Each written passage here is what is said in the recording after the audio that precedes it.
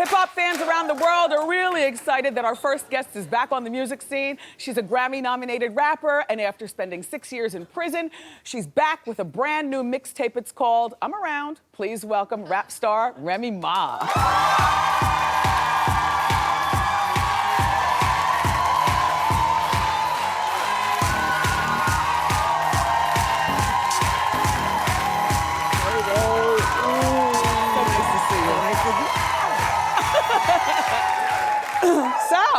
So, where do we start? Why don't you put your feet on those feet and we can give you some shoe cam.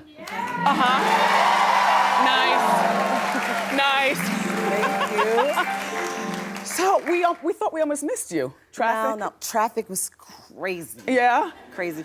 Did you bring your husband, Papoose? I brought my husband. Excellent. Is your kid here also? I know he's in school. Jason. Jace. Well, it's Jason, but we call him Jace. Yeah, he's 14 like mine.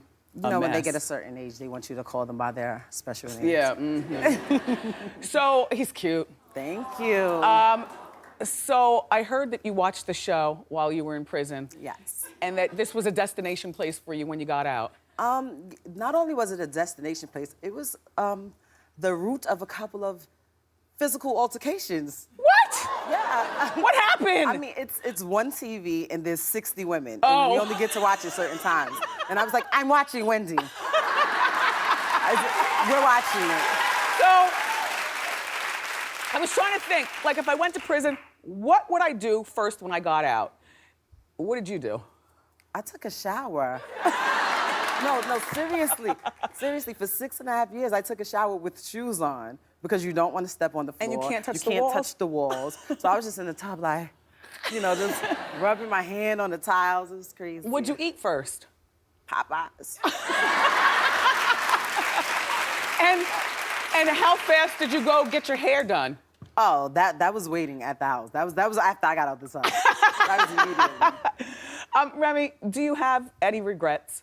I believe everyone who's been through any type of turmoil in their life have regrets. You think of, if I would have did this, if I could have did this, or I should have did this, it'd be a different outcome. But I definitely know that keeping a smaller circle and people that you know and you trust and that love you genuinely, unconditionally, don't have ulterior motives, like it just made me more wiser to my surroundings. I'm not so like, oh sure, come on, let's go. Like a little bit more. For those of you watching who might not be familiar with Remy, I know you're familiar with the song Lean Back. That's her. I know you're familiar with Conceited. I know you're familiar with Put Your Right Hand Up, whatever, keep it popping. And I also heard that there's a pending lawsuit from your friend.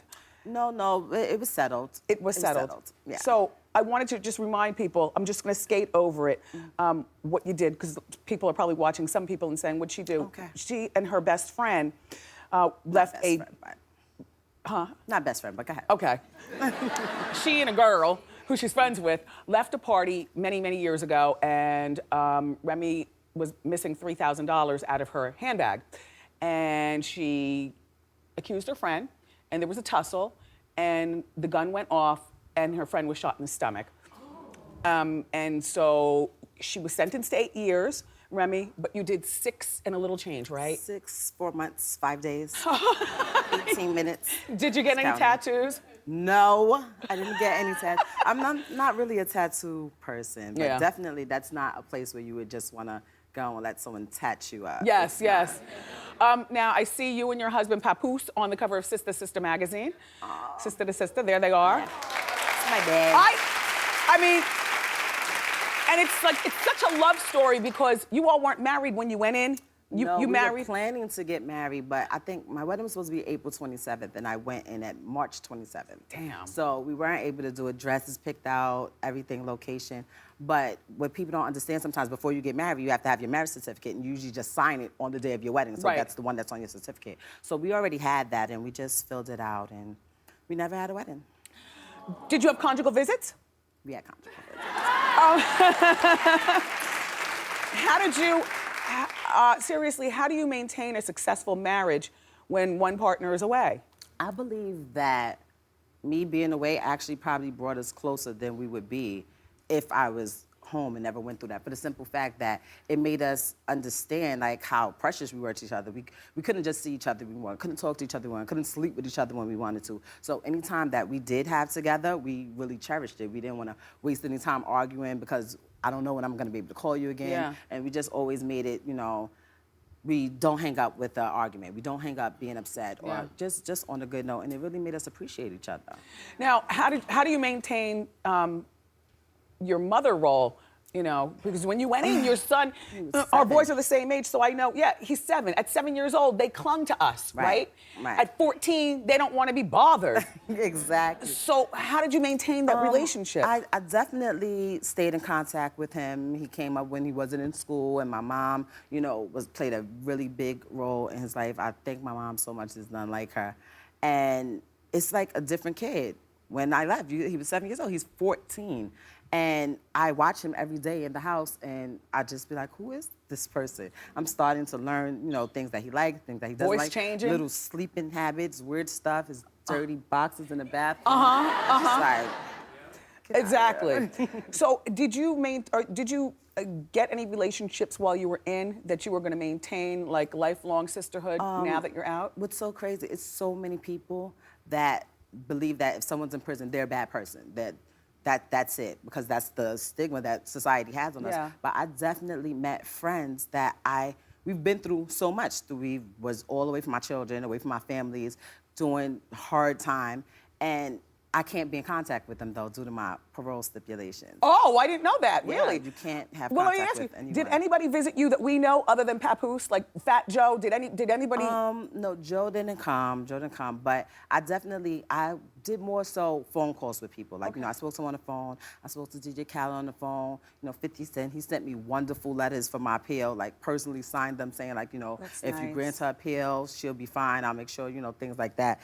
And Keisha Cole, you know, she gave me thousands and thousands of dollars. Like, this is for your son, this is for your lawyer. And that to me meant more than just coming to visit me.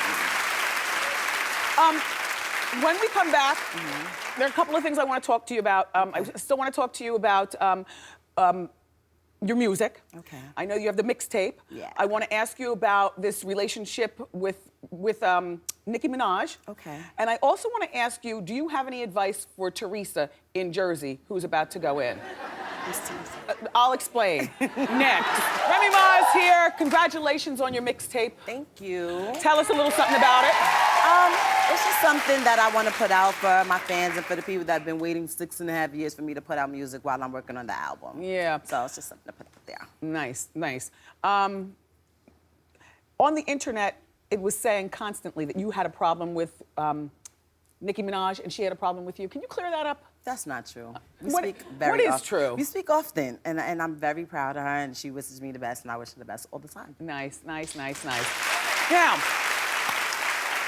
Teresa, in New Jersey, the Jersey Housewives, she and her husband have been sentenced to some prison time. She's going in January, 15 months, and then he'll stay with the girls, and then when she comes out, he goes into prison. As a woman, what advice, and a mother, she's got a 14-year-old and a 5-year-old and 2 in between. What advice would you give her? Just as much as she can, stay on the phone with them, write them letters, you know, have people bring them to see her as much as she can, because you don't know, but your children be upset. They feel like, why did you do this? If you knew you were gonna be away from me, why did you do this? Yeah. They don't really realize, you know, the logistics and things that's behind it that you really don't know is gonna affect people that love you. So I would just definitely tell her, as much as she can, try to communicate with her children. And don't lie to them. Don't lie. Okay, everyone knows that this woman is one of the best rappers in the world. She writes her own music, and she does a really good freestyle. So, off the top of your head, I'm gonna be showing you some words, and you incorporate the words that I show you, into the freestyle. We played this with Common. He was able to do it. No pressure there. Ready? Music, please. Okay. They asking me to do a book and then a movie. I told them I'm telling y'all I got a regular size booty. So what you really wanna do me? Ask them who's the best female rapper, they gon' pick me. That's just the facts. Shout out to Nicki. Oh. Yeah. And now that I'm free, All these chicks out here dying to be me. Rest in peace. And stop hating on Wendy, stop it. Y'all just mad cause she put you in Hot Topic. Yeah, and I ain't gotta prove it. Y'all see it. Let me tell y'all, how you doing? Oh! Thank you so much for stopping by. It's so good to see you again. Good luck with everything. Remy's new mixtape, it's called I'm Around. It comes out later this week.